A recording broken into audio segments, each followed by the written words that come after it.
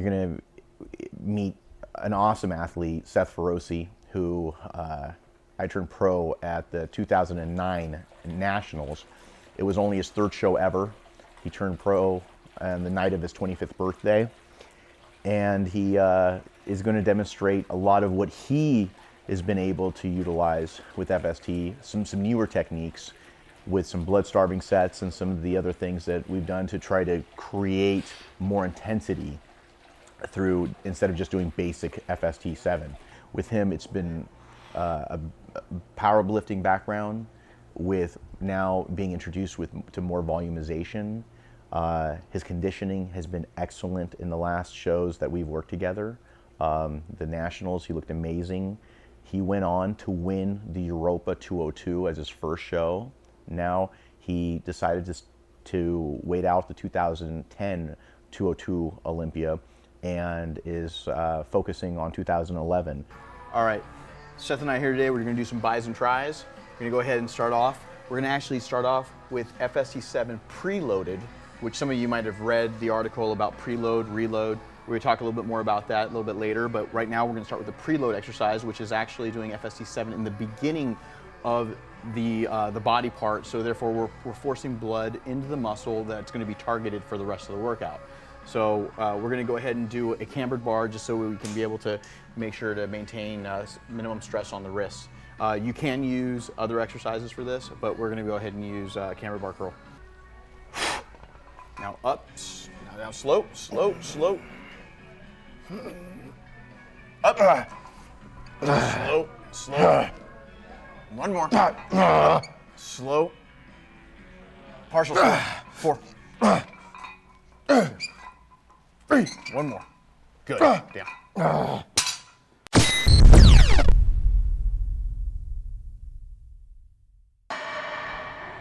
All right, so what we're gonna do standing cambered bar curls.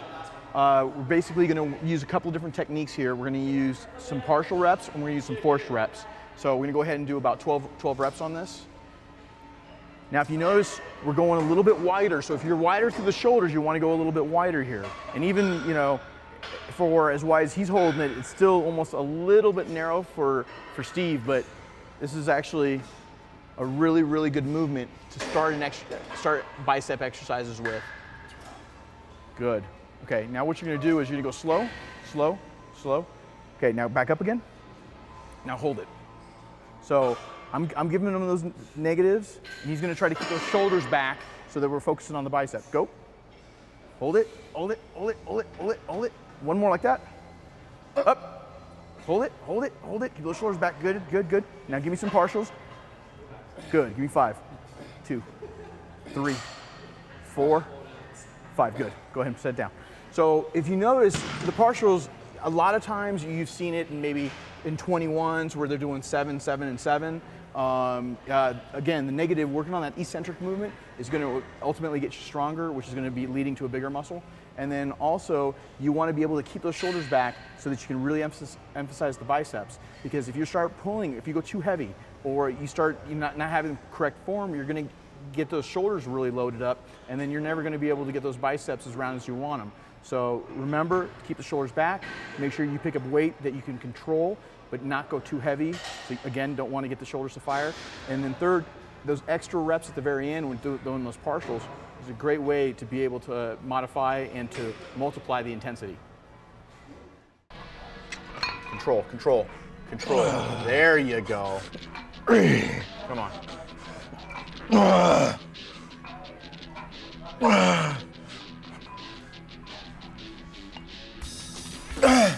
Come on.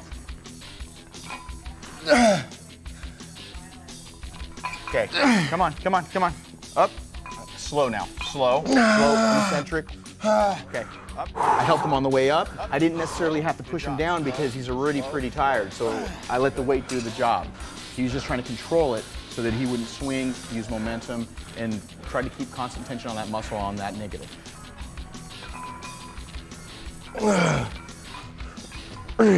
Good.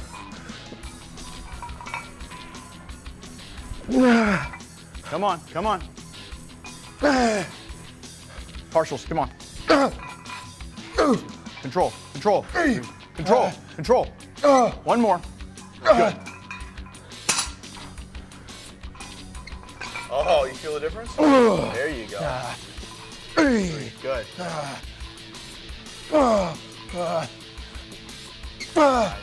Control. Partials, 5. Go. 1. Control. 2. Control. 3. 4. One more. Good set. Okay, now we're ready to put it up 5. Chest down. There you go. Chest down. Stretch.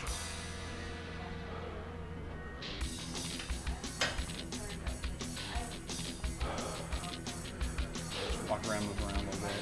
Like that. There you go. Right there. Not too far. Right there. Okay, go again. Go again.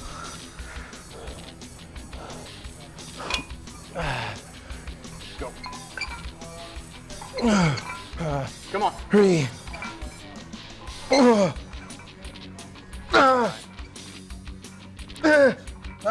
Come on. Slow. Slow. Come on. Come on. Come on. Up and slow. Slow. Slow. Slow. Slow. So I'm gonna let go. You slow down. Slow it down. One more like that. Slow. Slow. Slow. Slow. Good job. We really focused on the eccentric movement, and the eccentric movement is the slow negative portion of the movement. When you focus on that, what you're trying to do is get that better mind-muscle connection. When you see a lot of guys throw around a lot of weight or use short ranges of motion, you know, everybody's guilty of it. Obviously, some people can get away with it, some people can't. Most people can't. And with Seth, what we were trying to do is really focus on making sure that he gets that mind-muscle connection and he gets that delayed onset muscle soreness that's going to create more muscle fiber.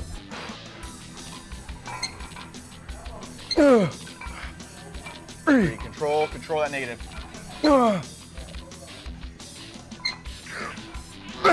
Control that negative. Get those elbows back a little bit. Control, there you go. Partials. Control that negative. 2 more. 1 more. Good job. So what we're doing is we're forcing the muscle basically not to get blood. We're starving it. We're doing blood starving set. So this is also a technique to help accentuate the pump and the fullness, much more advanced than a basic FST-7 movement, because now, as you know, how painful is this? Pretty painful. Yeah, because the blood wants to basically rush to the arms, he's not allowing it because he's keeping his arms above his heart. And because of the fact he just got done doing all these sets, it's just making it more and more painful.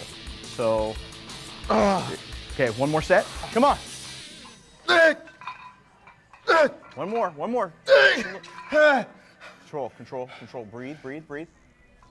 Partial. Come on, 3.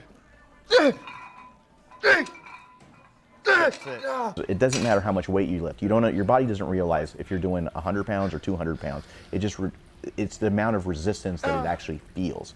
You could use a $10,000 machine, or you could use a $5 coffee can that's full of cement, and you can get better gains out of that $5 coffee can. Because of the fact, it's just a matter of how your muscle perceives the resistance. All right, so we're gonna do lying cable curls, okay? Now what you're gonna do is you're gonna take the handle, you're gonna be able to come right to your forehead, focus on making sure your arm's straight, and all you wanna do is make sure that you're squeezing, contracting all the way through, straighten your arm, back to the forehead. Gotcha. Okay? Okay. So this is gonna be one of those blood starving sets, Okay. because what's gonna happen is, as you lay there, you're gonna do your set, it's gonna push blood into the muscle, try to, and then after we're done, I'm gonna take the bar back, but you're gonna keep your arms up. Keep And it then, elevated. yep, and then what we're gonna do is we're gonna do several sets like that, back to back. You got it. Okay. Good. Right, all the way through, good. Control, good. Use a weight that you're nice, comfortable with. Squeeze.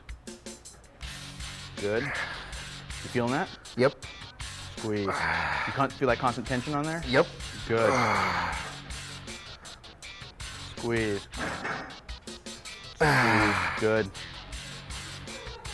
Good. We'll do a couple more. Hold it. And then 2 more like that. Make sure you breathe. Don't hold your breath. Again, a lot of people have a tendency to hold their breath. Don't hold your breath in the middle of these reps. 1 more. And squeeze, and we're gonna hold it. We're gonna do a contraction. Slow. Straighten it out, stretch it out. This is a really, really good bicep stretch right there. You feel that? Yep.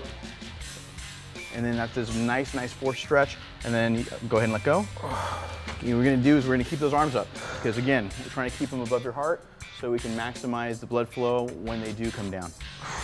And we're gonna do a couple of sets like this back to back, and then we're gonna go ahead, stand up, get the blood down, and then we're gonna get the arms down, get the blood down into the biceps, and then go ahead and do your front double bicep poses, and go through your poses, and then do any additional stretching at that point.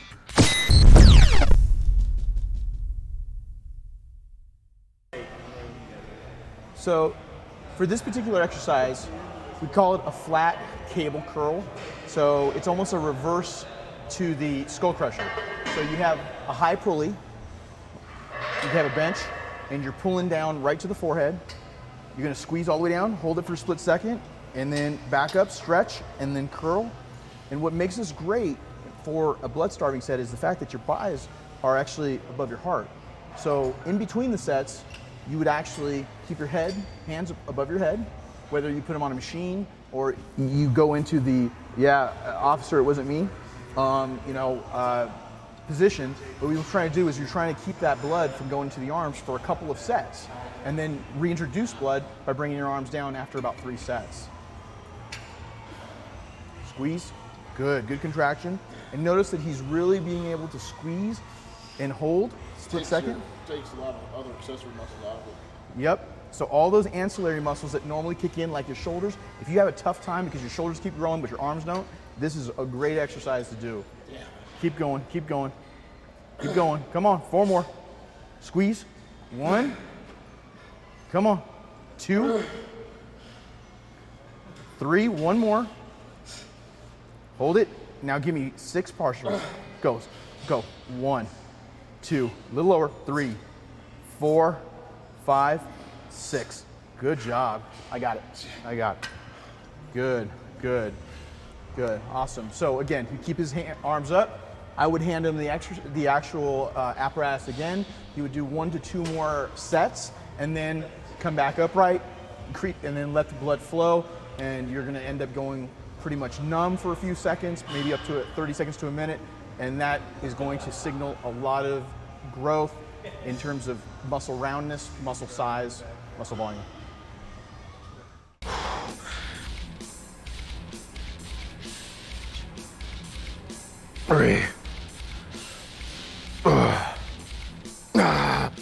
Come on, Seth.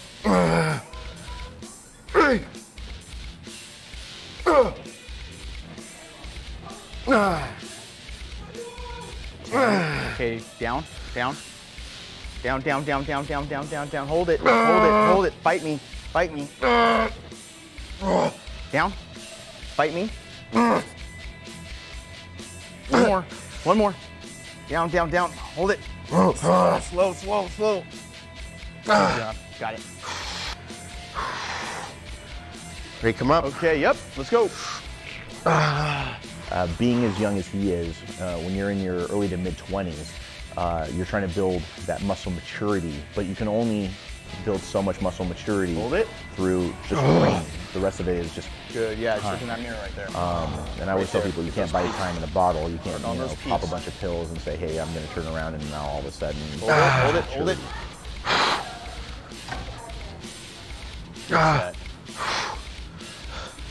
Another exercise we really focused on this year was spider curls. Spider curls, the reason why I like them so much is because it really helps isolate the biceps and it minimizes momentum. Where are we grabbing? Inside. Gotcha. I got you. Oh, perfect. 2. Come on. Come on. Control. Control that arm. 2 more. Come on. 1 more. Touch my hand. Okay, partials. 4, When you're tilted forward Two. in Don't swing. a position where you're not going to be able to use momentum, not only are you going to concentrate a little bit more on being able to get the peak contraction of the bicep, like you do in a spider curl, but you also minimize any possibilities for injury. I did these with Jay last year for the video, but we did things a little bit differently. We used dumbbells.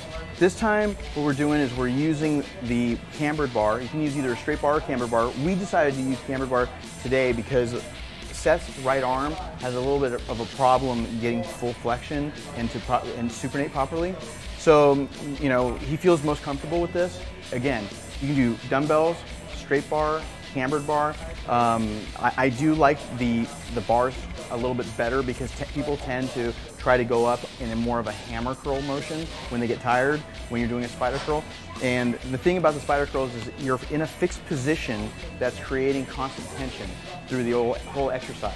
So whether you're using an incline bench or if you're using you know, a bench that you can do rear delts on, either one will do the trick. So we're gonna go ahead and perform a couple of reps here and show a proper way how to do this. Ready to go? Yep. Gotcha.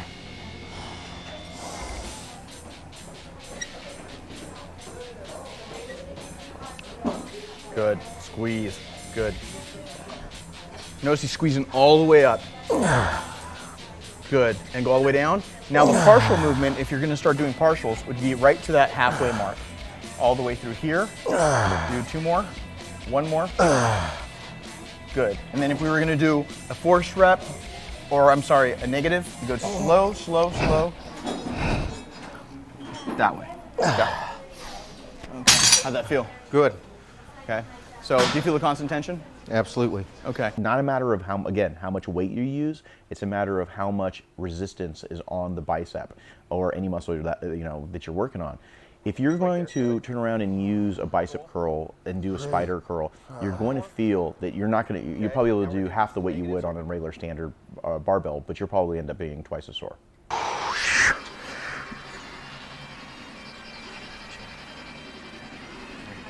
Turn, turn, turn. Turn, turn, turn. Come on. Squeeze, squeeze, squeeze. Five more, five more. 1, 2, 3, 4. All the way down, all the way down, all the way down. Okay, now straighten your wrist. Okay, now we're gonna do partials. So we keep your wrist straight. Go, go. 1, 2, 3, 4. Good. Good. See how you're getting a little fuller through in here compared to last year? So it's Sure. a little bit more bit. now. Yeah, just a little bit more right through that arch, through that tricep, that bottom part of that tricep. Good, good. Let's go on to the next one. The other thing that we did was a little bit unique is we used a Jones machine. Jones machine is a little bit different from Smith machine because not only does it go straight up and down, but it goes forward and backwards. Good. All the way down.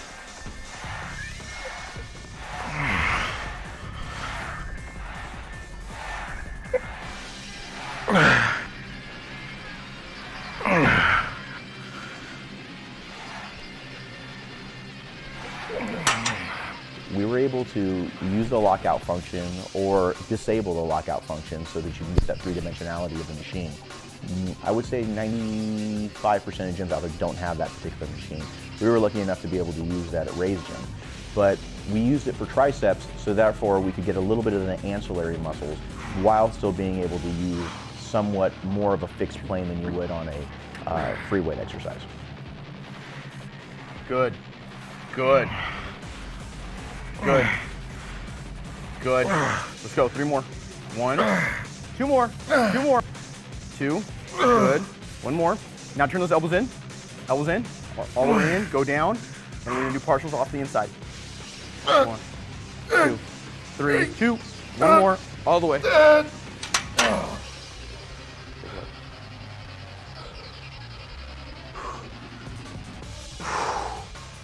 Yeah.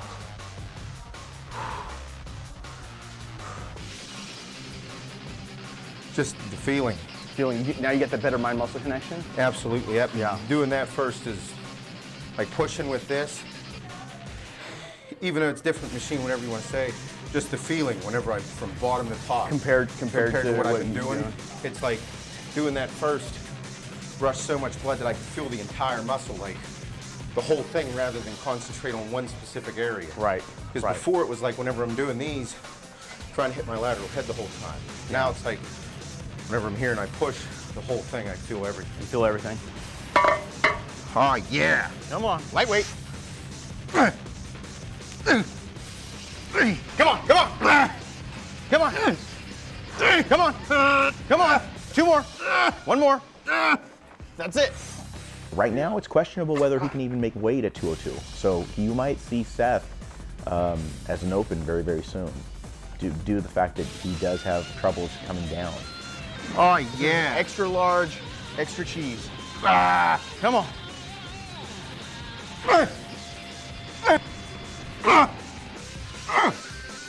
3, 3, 3. 1, 2. Come on. Come on. 2, 2, 2. Partials. 1, 2.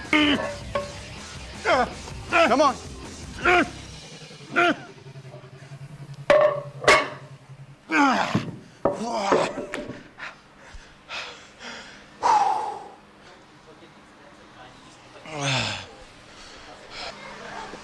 Good.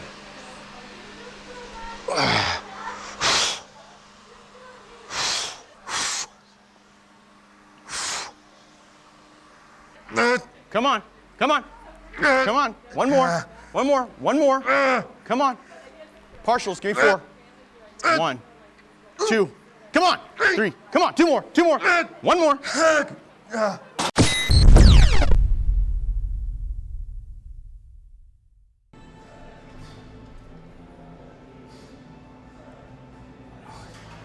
Turn your wrist out at the end. Good. Turn your wrist out at the end. Good. Come on.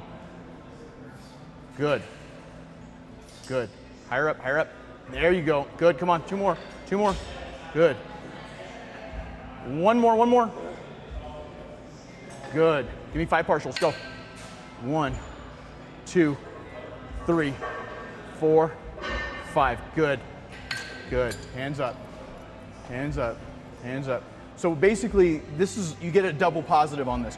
You not only get to be able to really get a good contraction, but you also get the blood starving sets. What you're actually trying to do is keeping your hands above your heart in between the sets. So that way, after 2 to 3 sets of this, whether you're doing it for an FST-7 or you're doing it for straight sets, you get maximum gains after about 3 sets, so that you can actually get that induction of blood flow. You can get that super compensation of blood that's being deprived because his limb is above his heart. So this is basically a toned down version of tourniquet training.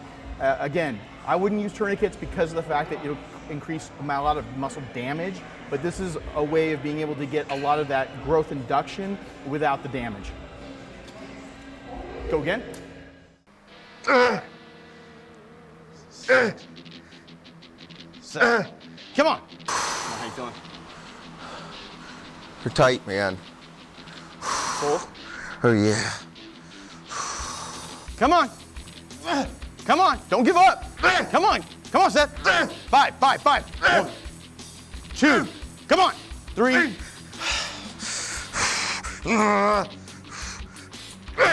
Come on. 2, 3, 4. Come on. Partials. 5, 4, 3, 2. 1 more. 1 more. 1 more. That's it. Let him down. That's it. Let him down. That's it. Woo!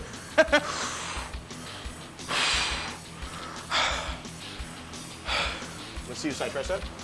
Can you reach back there?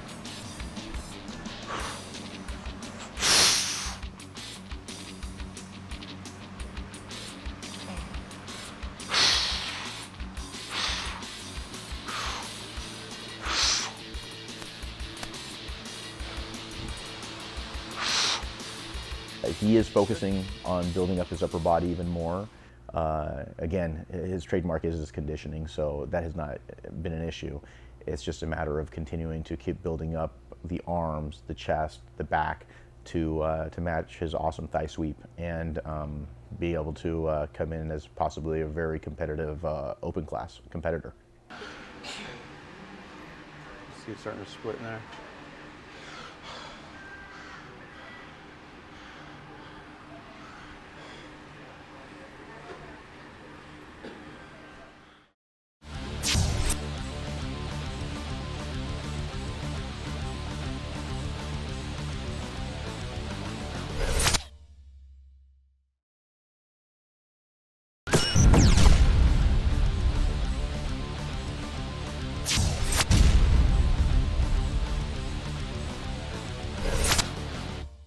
Feroce worked on me today. It was the very basic. I'm going to turn on the table. This table is a flexion distraction table. What it does is it's designed to move up and down to stretch the lower back. My name is Dr. Feroce Tavakoli. I'm a chiropractor. I got my education undergrad at UCLA with my degree in physiological science. I went to Palmer West Chiropractic School shortly thereafter, got my doctorate degree in chiropractic. So if there's any areas of tenderness or pain just as I'm touching the spine, just let me know. I met Hany. He helped me for my last show that I won the overall. We met through a mutual patient and a client of his. Currently, we just got engaged, so we will be married soon, and I will be Mrs. Rambod. So I'm going to work a little bit more on the erectors down in here. I'm going to use a little lotion so it doesn't feel like I'm rubbing the skin off. If there's too much pressure, you let me know. A lot of Hany's clients, when they come into town, Jay, Phil, Mark LVC, Fuad, they come and see me. Those are guys that are under the care of chiropractors where they live in the respective cities that they live in. And when they come out here, we just continue the treatment that they've been doing. The musculature on this left side is definitely more pronounced and more overdeveloped than the left side. If you take a look at the erectors and how thick they are on this side versus how thick they are on this side, it's a notable difference. Working with Feroce, I realized that I do have a number of things wrong and they need addressed, so this is something I'm definitely going to go back home with and try to find somebody that's reliable, knows what they're doing, and is able to apply the same techniques that she was. Because you have mass on your shoulders, your deltoids are very developed and big. You really need a thick enough pillow so that it supports your neck and the point of the shoulder, so your head isn't slanted up or down when you're sleeping. Does that make sense, kind of? Yes, Can you visualize what I'm saying? What I try to do with any clients, specifically professional bodybuilders who are doing this for a paycheck, a living, is I try to look at the root of the cause and find out why, for example, their left lat is not as big as their right lat. I try to find a protocol for them that they could carry back home, give to their chiropractors or their massage therapist or whoever they're seeing, whatever practitioner, to find a long-term solution so that they actually find that symmetry, help with their posing, and look their best on stage. So is this worse or what Hany did to you yesterday? They're coming pretty close. I wasn't crying and I was trying not to make any noises, but it hurt. You okay? Mm-hmm. Here, let's stop this. There we go. You want to go to the bathroom? Ay, ay, ay. The first time somebody bled on my table. So Seth, now it's time for the adjustment. I moved you to this table because it's adjustable height for me, so it's easier for me to adjust you on here. That's me. Good. Good. For definitely a bodybuilder, even those that are beginning, that are not professional yet, I highly recommend massage at least once every other week, if not once a week. You're constantly brutalizing your body in the gym and you need to repair. For chiropractic services, in the beginning, I highly urge and recommend 3 days a week, just for your adjustment to hold. And by that, I mean when you get an adjustment and your bones are being pushed back into alignment, when you go back in the gym, there's a high chance in the beginning, because your body's not used to it, it's going to pop right up, back out of place. So you need that frequency to counteract that and to make the adjustment hold longer. As your body starts to get used to being in that positional alignment, being in that correct alignment, you could start to back off the frequency and go once a week or once every other week. Ultrasound is another heating modality that physical therapists and chiropractors use.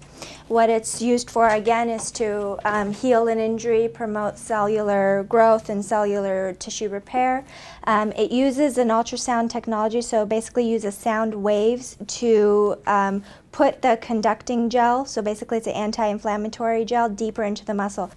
So this is the kind of motion. Doesn't feel like much. At first it feels cool because of the gel.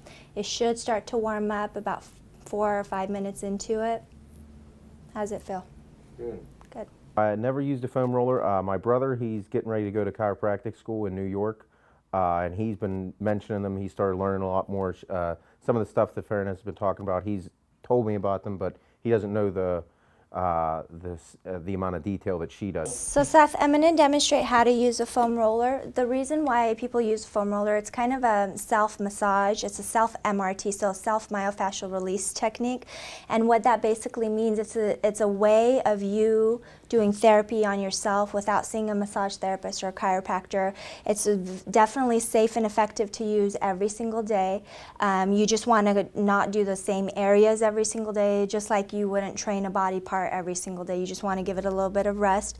First thing we're going to do, Seth, is the IT band, and I'll show you how to do it, and then you can kind of copy me. So the IT band is located on the lateral aspect of your thigh. What you want to do is lay on your thigh, cross the leg that is not being used, is not being worked over. And what you want to do is use your upper body weight to just roll, kind of like a rolling pin. And you want to just roll and use this leg to guide you. However much pressure you put on is what you're going to get back. So I mean, you can kind of control it yourself. Yep, perfect. Oh wow. Yeah, you feel that? Mm-hmm. Okay, you want to make sure you're breathing. So it's something that I'm going to go home, look up, and again use to go home and find a foam roller.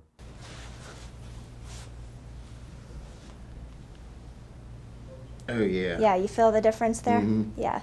When you do them one at a time, it's definitely a lot more pressure on one side, so you get the muscle deeper. Now, is it okay to kind of twist with Oh, it? absolutely, absolutely. Just kinda- So you have a large surface area because your quads are bigger than normal people, right? So you do need to kind of twist and maneuver yourself so that you hit all the area of your quad. For me, it's going to be great because I can start out slower and work into, There you go. more isolated, heavier techniques. This crap out of the way.